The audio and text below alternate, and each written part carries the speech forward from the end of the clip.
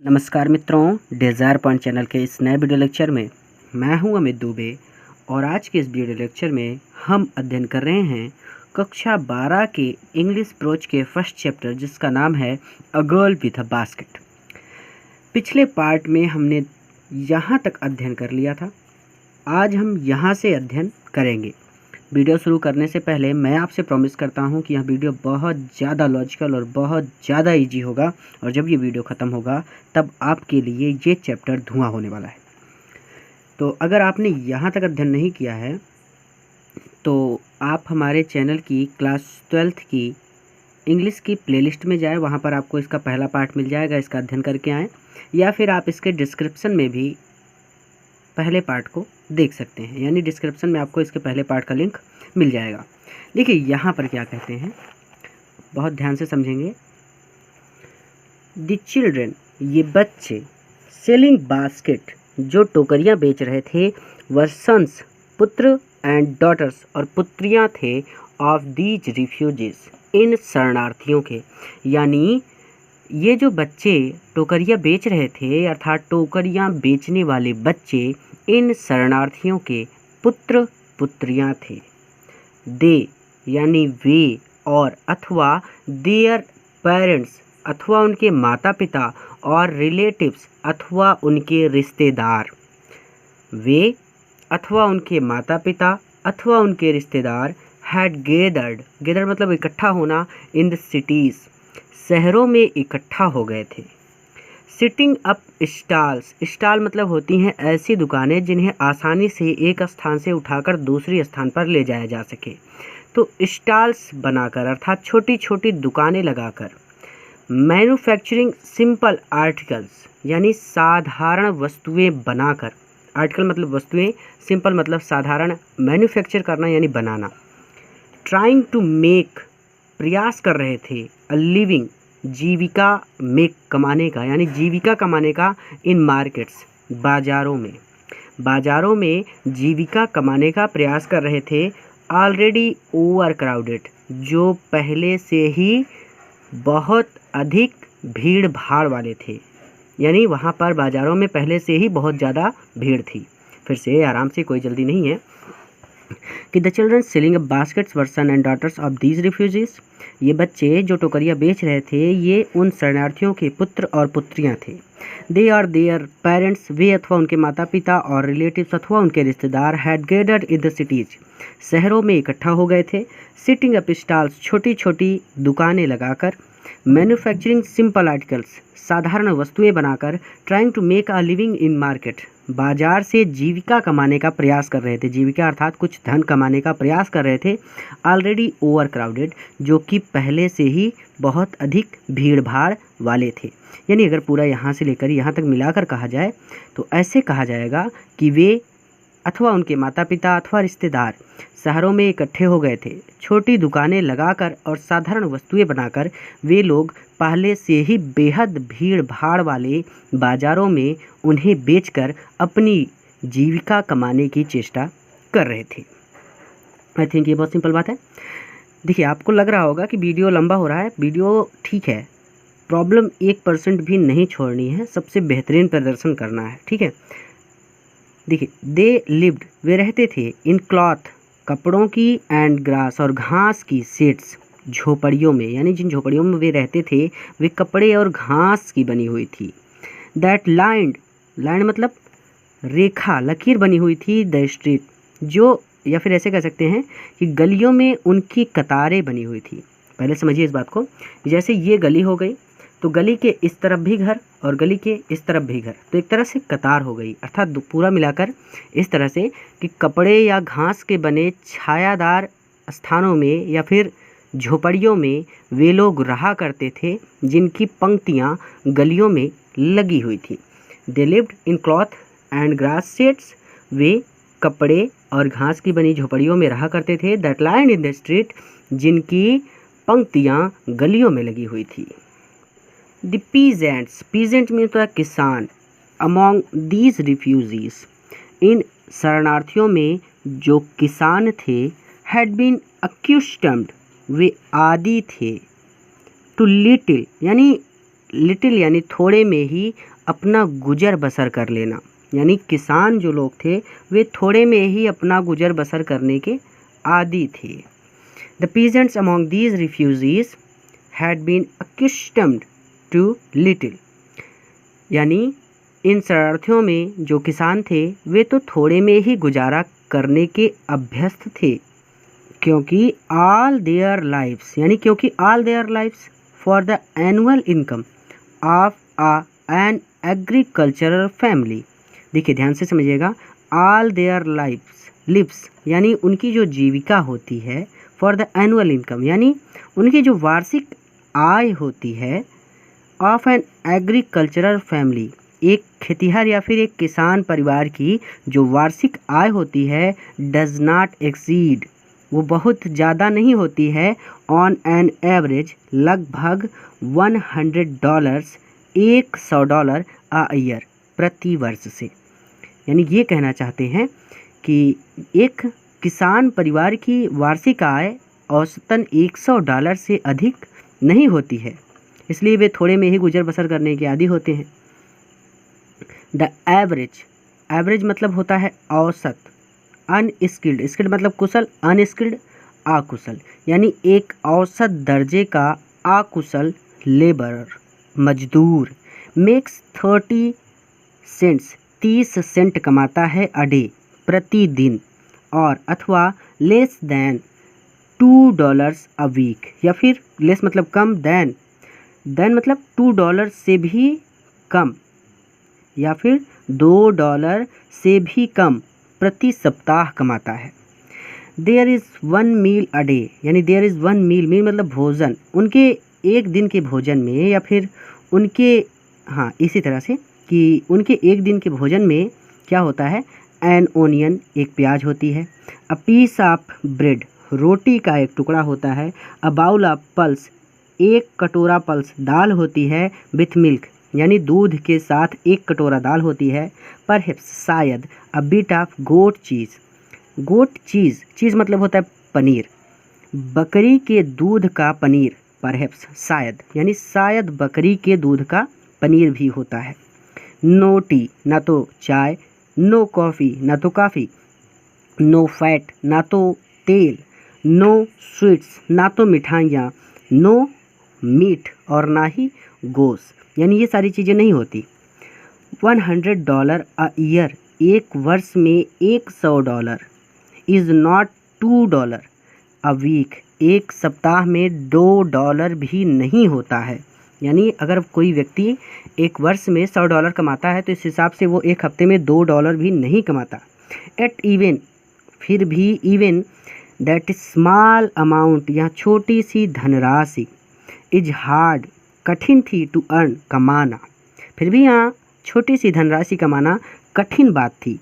By selling baskets टोकरियों को बेचकर, टू पीपल उन लोगों को, टू पुअर जो गरीब हैं, टू बाई देम इन्हें खरीदने के लिए, अर्थात जिन लोगों को बेच रहे हैं वो भी गरीब ही हैं, इसलिए वो टोकरियाँ नहीं खरीद सकते।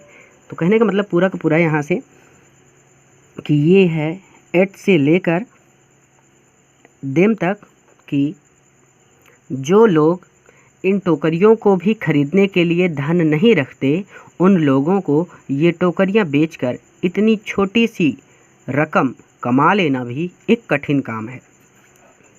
दैट नो डाउट इसमें कोई संदेह नहीं है, इज़ द रीज़न यानी निसंदेह यही कारण था, दीज लिटिल चिल्ड्रन की ये छोटे बच्चे, डिसेंडेड घेर लिए थे, ऑन मी मुझे, लाइक लोकटस टिड्डियों की भांति। निसंदेह यही कारण था कि ये छोटे छोटे बच्चे टिड्डियों की भांति मुझ पर टूट पड़े थे। मैं एन अमेरिकन एक अमेरिकी नागरिक या फिर अमेरिका का निवासी, वाज डाउटलेस निसंदेह, द मोस्ट प्रोमिसिंग मार्केट यानी सबसे अच्छा ग्राहक था, दे हैड सीन उनके द्वारा देखा गया, अर्थात मैं उनके लिए अमेरिका का एक निवासी अब तक देखा गया निसंदेह सबसे अच्छा ग्राहक था। फिर से एक बार पूरा रिवीजन करेंगे ताकि कोई भी डाउट ना रह जाए। तो मैं इंग्लिश पढ़ूंगा, आपका माइंड हिंदी पढ़ना चाहिए, ठीक है। डाउट नहीं छोड़ना है कोई भी। The children selling baskets were son and daughters of these refugees, जो बच्चे टोकरियाँ बेच रहे थे वो इन शरणार्थियों के पुत्र अथवा पुत्रियाँ थे। दे और देयर पेरेंट्स और relatives had gathered in the cities setting up stalls manufacturing simple articles trying to make a living in markets already over crowded. वे अथवा उनके माता पिता अथवा उनके रिश्तेदार शहरों में इकट्ठा हो गए थे और छोटी दुकानें लगाकर साधारण वस्तुएं बनाकर वे लोग पहले से ही बेहद भीड़ भाड़ वाले बाजारों में उन्हें बेचकर अपनी जीविका कमाने की चेष्टा कर रहे थे।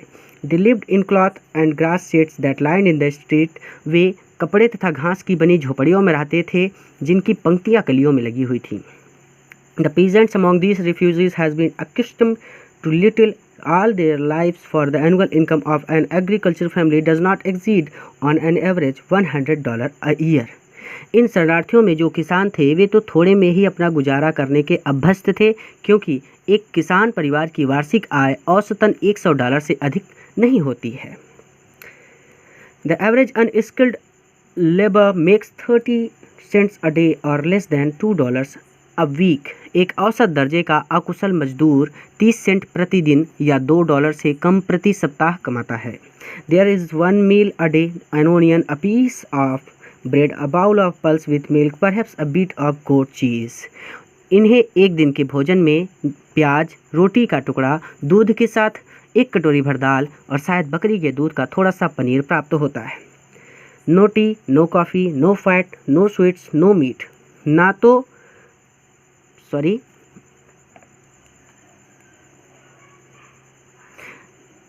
चाय, ना तो काफ़ी, ना तो तेल, ना तो मिठाई और ना ही मांस। $100 a year is not $2 a week. At even that small amount is hard to earn by selling a basket to poor people to buy them. प्रतिवर्ष $100 के हिसाब से एक सप्ताह में $2 भी नहीं पड़ते, फिर भी जो लोग इन टोकरियों को भी खरीदने के लिए धन नहीं रखते, उन लोगों को ये टोकरियाँ बेचकर इतनी छोटी सी रकम भी कमा लेना एक कठिन काम है। That's no doubt is the reason these little children descend on me like locusts. I, an American, was doubtless the most promising market they had seen. निसंदेह यही कारण था कि ये छोटे छोटे बच्चे टिड्डियों की भांति मुझ पर टूट पड़े थे। उनके लिए मैं, अमेरिका का एक निवासी, अब तक देखा गया निसंदेह सबसे अच्छा ग्राहक था। I bought, मैंने खरीदी, 1 teeny basket, एक छोटी सी टोकरी, फॉर अ फ्यू आनास, कुछ आनों में। मैंने एक छोटी सी टोकरी कुछ आनों में खरीदी। अनदर फ्रूट बास्केट, दूसरी फलों की टोकरी, फॉर अ बिट मोर, उससे कुछ अधिक में खरीदी। अ ब्यूटीफुल वेस्ट पेपर मतलब रद्दी कागज बास्केट, रद्दी कागज के लिए एक टोकरी खरीदी, फॉर अ रुपी, ₹1 में। A lovely sewing basket, sewing मतलब सिलाई का सामान रखने वाली टोकरी, फॉर अ रुपी, ₹1 में खरीदी। अ फ्यू फैंस, कुछ पंखे खरीदे। एन आना और 2 a piece, एक या दो आने के हिसाब से कुछ पंखे खरीदे। जैसे होता नहीं है कि ये पेन भाई ₹1 की, ये वाली पेन ₹2 की, तो वही चीज़ कहते हैं कि कुछ पंखे ₹1 के थे, कुछ ₹2 के, यानी आने में थे। तो कहते हैं कि एक दो आने प्रति पंखे के हिसाब से कुछ थोड़े से पंखे खरीदे। माई आर्म्स वर फील्ड, मेरी भुजाएं भर चुकी थी। And I had not spend 50 cents, और मैंने 50 सेंट भी खर्च नहीं किया था। द चिल्ड्रन पास्ड इन, बच्चे चले आ रहे थे। शाउटिंग देयर वेयर्स, अपने सामानों की आवाज़ लगाते हुए, यानी अपनी सौदों की आवाज़ लगाते हुए बच्चे आते चले गए। आई वॉज अ प्रिजनर, मैं एक कैदी की था, यानी कैदी मतलब कैदी की भांति था। कम्प्लीटली सराउंडेड, चारों तरफ से घिरा हुआ। अनेबल टू मूव, हिल भी नहीं सकता था। द मोस्ट डिलाइजेंट, डिलाइजेंट का मतलब होता है, डिलीजेंट का मतलब होता है परिश्रमी। एग्रेसिव यानी सबसे जोर देकर, या एग्रेसिव का मतलब होता है जोर देकर, या फिर कह सकते हैं बलशाली, आक्रमिक। देखिए ध्यान से समझिएगा कि द मोस्ट डिलाइजेंट सबसे अधिक परिश्रमी, एग्रेसिव और जोर देकर वेंडर अपना सामान बेचने वाली, वाज अ ब्यूटीफुल गर्ल, एक सुंदर लड़की थी, ऑफ 9 वर्ष की, right in front of me, जो मेरे सामने खड़ी थी। फिर से कि सबसे अधिक मेहनती तथा जोर देकर अपना सामान बेचने वाली मेरे ठीक सामने खड़ी हुई एक 9 वर्ष की सुंदर लड़की थी। She had a lovely basket, उसके पास एक सुंदर टोकरी थी, विथ हैंडल, जिस पर हैंडल लगा हुआ था। एंड सी वांटेड अ ₹1.5, देखिए अ रुपी का मतलब 1 रुपये, एंड अ हाफ का मतलब आधे रुपये और यानी 1.5 रुपये चाहती थी। And she wanted a rupee and a half, और वह उसके लिए 1.5 रुपये चाहती थी फॉर इट, यानी उसके लिए, उस टोकरी के लिए, और अथवा अबाउट 30 सेंट्स, यानी वह उसके लिए 1.5 रुपये या लगभग 30 सेंट चाहती थी, यानी उसकी टोकरी का दाम था। She was an earnest pleader, earnest pleader मतलब उसकी याचना में लगन थी, भाई उसको आवश्यकता थी तो बहुत प्यार से उसने कहा होगा कि ले लीजिए, तो वही चीज़, उसकी याचना में लगन थी। There were tears in her eyes, उसकी आंखों में आंसू थे। सी प्लीड यानी गिड़गिड़ाना होता है ना, प्रयास करना, एंड बेग्ड, देखिए प्लीडेड एंड बेग्ड एक तरह से भीख मांगना, तो उस वर्ड को यानी यहाँ पे हम सीधा कहेंगे याचना, ठीक है। She pleaded and begged in tones, उसने इस भाव में याचना की, यानी उसने जिन स्वरों में विनती व याचना की, that would bring any hurt, उससे कोई भी हृदय द्रवित हो उठता, अर्थात मेरा हृदय उससे द्रवित हो उठा। प्लीडेड का मतलब आप समझेंगे विनती, यह बेग्ड का मतलब याचना, तो उसने जिन स्वरों में विनती व याचना की उनसे मेरा हृदय द्रवित हो उठा। फिर से एक बार रिवीजन करेंगे ताकि कोई भी डाउट ना रह जाए, भैया मैं कोई डाउट नहीं छोड़ना चाहता, सबसे बेहतरीन प्रदर्शन करना है। देखिए, I bought 1 tiny basket for ananas, another fruit basket for a bit more, a beautiful waste paper basket for a rupee, a lovely sewing basket for a rupee, a few annas for an annas or 2 apiece। मैंने एक छोटी सी टोकरी कुछ आनों में, कुछ टोकरी फलों के लिए कुछ अधिक में, रद्दी कागजों के लिए एक सुंदर टोकरी 1 रुपये में, सिलाई का सामान रखने के लिए एक प्यारी सी टोकरी 1 रुपये में, एक 2 आने प्रति पंखे के हिसाब से थोड़े से पंखे खरीदे। My arms were filled and I had not spent 50 cents। मेरी बाहें भर गई थी और मैंने 50 सेंट भी खर्च नहीं किए थे। The children passed in shouting their wares। अपने अपने सौदों की यानी सामानों की आवाज़ें लगाते हुए बच्चे आते चले जा रहे थे। I was a prisoner completely surrounded, unable to move। मैं पूरी तरह से घिरा हुआ, आगे बढ़ने में असमर्थ था और एक कैदी बना हुआ था। The most diligent aggressive vendor was a beautiful girl of 9 right in front of me। सबसे अधिक मेहनती तथा जोर देकर माल बेचने वाली यानी अपना सामान बेचने वाली ठीक मेरे सामने खड़ी हुई एक 9 वर्ष की सुंदर लड़की थी। She had a lovely basket with handle and she wanted a rupee and a half for it, about 30 cents। उसके पास हैंडल वाली एक प्यारी सी टोकरी थी और वह उसके लिए लगभग 1.5 रुपये या लगभग 30 सेंट मांगती थी। She was an earnest pleader, there was tears in her eyes, she pleaded and begged in tones that would bring any hurt। उसकी याचना में बड़ी लगन थी, उसकी आंखों में आंसू थे, उसने जिन स्वरों में विनती व याचना की उनसे मेरा हृदय द्रवित हो उठा। My arms were full, मेरी भुजाएं भरी हुई थी यानी मेरी बाहें भरी हुई थी।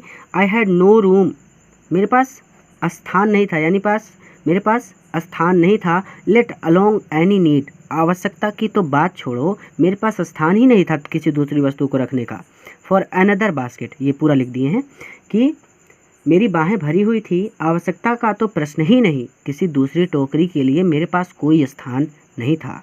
बैलेंसिंग माई बास्केट्स, अपनी टोकरियों को संभालते हुए, एंड फैंस और पंखों को, अपनी टोकरियों और पंखों को संभालते हुए, ऑन माई लेफ्ट आर्म, अपनी बाईं भुजा पर, I reached into my right coat pocket, मैंने अपनी कोट के दाहिने पॉकेट में हाथ डाला, and got a handful of change, और एक मुट्ठी सिक्के निकाले।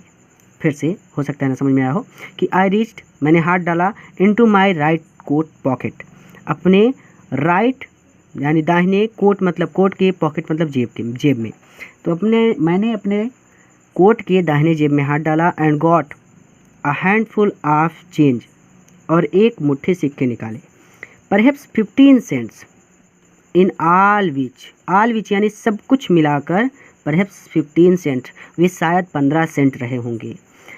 ऑल विच और वहाँ सब कुछ, आई डिपोजिट, मैंने डाल दिया, इन द बास्केट, उस टोकरी में, that the young girl held imploringly before me, जो वहाँ छोटी लड़की पकड़कर मेरे सामने खड़ी थी।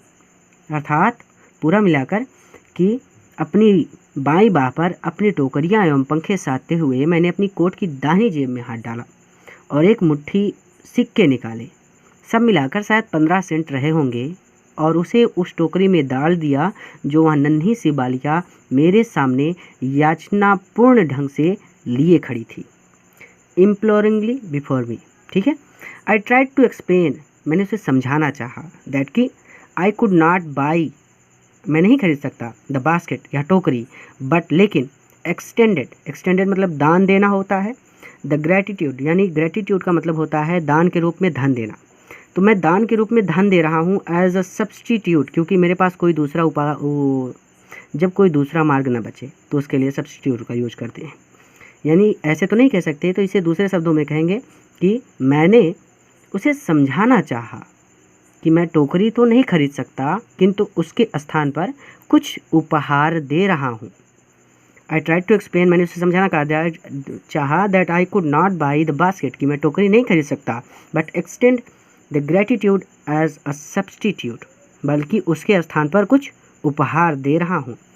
आई रियलाइज्ड, मैंने तुरंत एहसास किया, एट वंस यानी मुझे तुरंत यह एहसास हो गया, what offence I had given, कि मैंने क्या गलती कर दी है।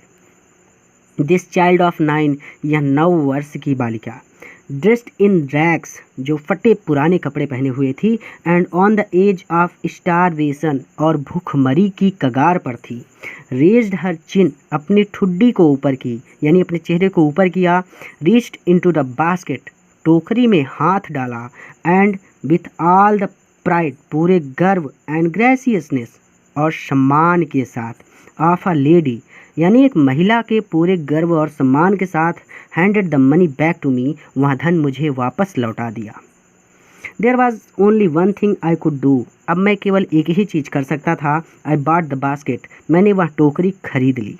सी वाइप्ड हर आइस, उसने अपनी आंखों के आंसुओं को पोंछा, स्माइल्ड, मुस्कुराई, एंड डैश्ड, और भागी, डाउन द प्लेटफॉर्म, प्लेटफॉर्म से, हीडेड फॉर सम ग्रास हट, किसी घास की झोपड़ी में जाने के लिए, दैट वुड हैव, जहाँ उसके पास होंगे, एट लीस्ट कम से कम 30 सेंट्स, 30 सेंट, दैट नाइट, उस रात, जहाँ पर उसके पास उस रात कम से कम 30 सेंट तो होंगे। फिर से पूरा रिवीजन करेंगे ताकि डाउट ना रह जाए। तो my arms were full, I had no room, let alone any need for another basket, मेरी बाहें भरी हुई थी, आवश्यकता का तो प्रश्न ही नहीं, किसी दूसरी टोकरी के लिए मेरे पास कोई स्थान नहीं था। Balancing my basket and fans on my left arm, I reached into my right coat pocket and got a handful of change, perhaps 15 cents in all, which I deposited in the basket that the young girl held imploringly before me. अपनी by बाह पर अपनी टोकरियां एवं पंखे साधते हुए मैंने अपने कोट की दाहिनी जेब में हाथ डाला और एक मुट्ठी सिक्के निकाले। सब मिलाकर शायद 15 सेंट रहे होंगे, और उस टोकरी में मैंने वह सारा धन डाल दिया जो वह नन्ही सी बालिका मेरे सामने याचनापूर्वक ढंग से लिए खड़ी थी। आई ट्राइड टू एक्सप्लेन, मैंने समझाना चाहा, that I could not buy the basket but extend the gratitude as substitute, मैंने समझाना चाहा कि मैं टोकरी तो नहीं खरीद सकता, बल्कि उसके स्थान पर किंतु उसके स्थान पर कुछ उपहार दे रहा हूँ। I realize at once what often I had given, मुझे तुरंत एहसास हो गया कि मैंने क्या गलती कर दी है। This child of 9, dressed in rags and on the edge of starvation, raised her chin, reached into the basket, and with all the pride and graciousness of a lady, handed the money back to me. यह 9 वर्ष की बालिका जो चिथड़ों को पहने हुए थी यानी फटे पुराने कपड़े पहने हुए थी और भूखमरी के कगार पर थी, अपना चेहरा ऊंचा किया, टोकरी में हाथ डाला और एक महिला के पूरे गर्व और शान के साथ पैसे मुझे वापस कर दिए। There was only one thing I could do, I bought the basket. अब मैं केवल एक ही चीज़ कर सकता था, मैंने वह टोकरी खरीद ली। She wiped her eyes, smiled and dashed down the platform, headed for some grass hut that would have at least 30 cents that night. उसने अपने आंसू पोंछ डाले, मुस्कुराई तथा घास के किसी झोपड़ी में जाने के लिए प्लेटफॉर्म से तेजी से दौड़ी, जहाँ पर उसके पास उस रात कम से कम 30 सेंट तो होंगे। I told this story to prime minister, मैंने यह कहानी सुनाई प्राइम मिनिस्टर यानी प्रधानमंत्री पंडित जवाहरलाल नेहरू, मैंने यह कहानी प्रधानमंत्री पंडित जवाहरलाल नेहरू को सुनाई। I told him, मैंने उन्हें बताया, it was one reason, कि यही एक कारण है, I had fallen in love with India, कि मुझे भारतवर्ष से प्रेम हो गया। यानी मैंने यह कहानी पंडित जवाहरलाल नेहरू को सुनाई, मैंने उन्हें बताया कि यही एक कारण था जिससे मुझे भारतवर्ष से प्रेम हो गया था।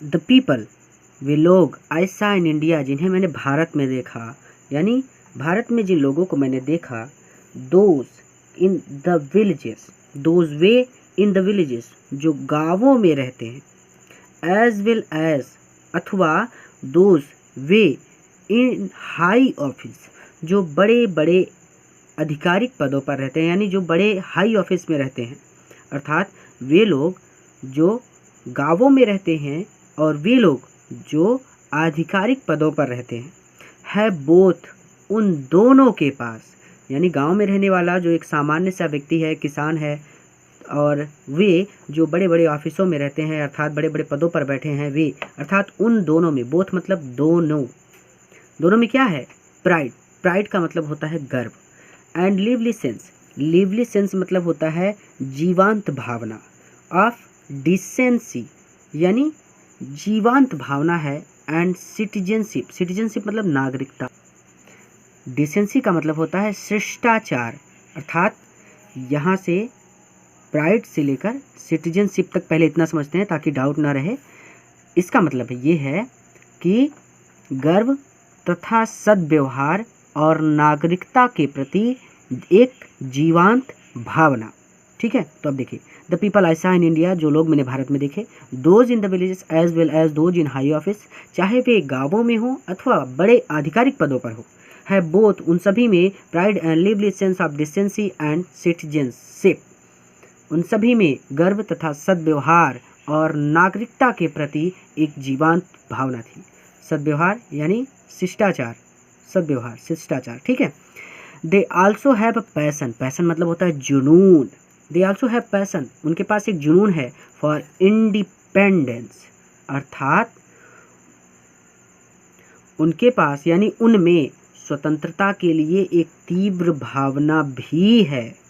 दिस ब्यूटीफुल गर्ल, यह सुंदर बालिका, burn in squalor and poverty, यह सुंदर बालिका, स्क्वेलर मतलब जो गंदे स्थान, एंड पुअर्टी और गरीबी में पैदा हुई है, निर्धनता में पैदा हुई है, अनएजुकेटेड अशिक्षित है, इन बोथ ग्रामर एंड मैनर्स, अर्थात जो व्याकरण तथा, मैनर मतलब सद्व्यवहार, जो व्याकरण तथा सद्व्यवहार दोनों में अशिक्षित थी, हैड गिवन मी, वहाँ दिखा गई, अग्लिम से एक झलक, of the warm soul of India, warm soul of India, अर्थात मुझे भारत की जीवांत आत्मा की एक झलक दिखा गई, मुझे भारत की जीवांत आत्मा की एक झलक दिखा गई।